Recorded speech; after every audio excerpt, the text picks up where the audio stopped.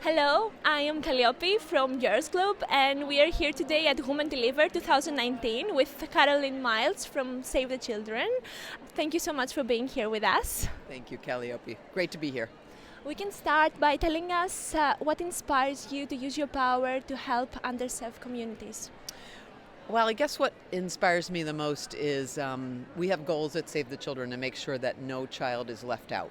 And when you look at all the statistics in the world for children, and you look at the number of kids that are out of school, the number of kids that die before the age of 5, the number of kids that are malnourished, it's always really poor kids or kids in remote areas, or a lot of times girls that are left out. So I guess what inspires me is those are people who don't have power, right? They really have no power. And so it inspires me to try to, use my power to help them, but also to empower them to help themselves. So That's really important.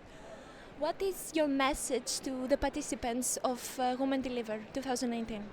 Well, I think one of the most important things about this year, and I saw it in the opening session, is the power of young people to make a difference. And of course, at Save the Children, we believe in the power of children to make change for children and to make change for themselves. So I would say one of the things that people really have to remember, there's a lot of people here, a lot of people who have been doing a lot of this work for a long time, but make room for the younger generation that's coming up, because they're going to have new ways to do things, new ideas, new things that they can actually make a difference.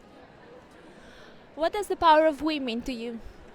Well, I think one of the things at Save the Children we talk a lot about, and actually I just have this little brochure that we put together for this event.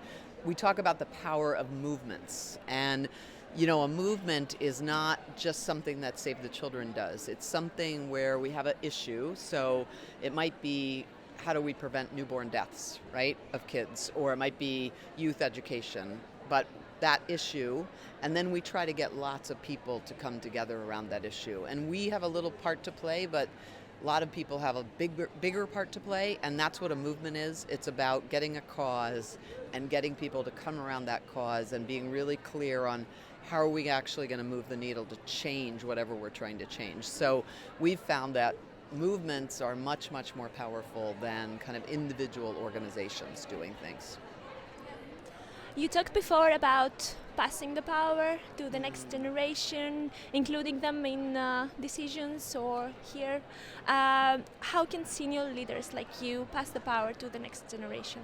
Well, I think there's a lot of ways. I think one of the ways is just engaging young people in the work that you do. So again, we work, in 120 countries around the world, and one thing that I don't think we do quite as well as we could, we should do more of it, is engaging young people in helping develop those programs. So an example would be the work that we do on child marriage.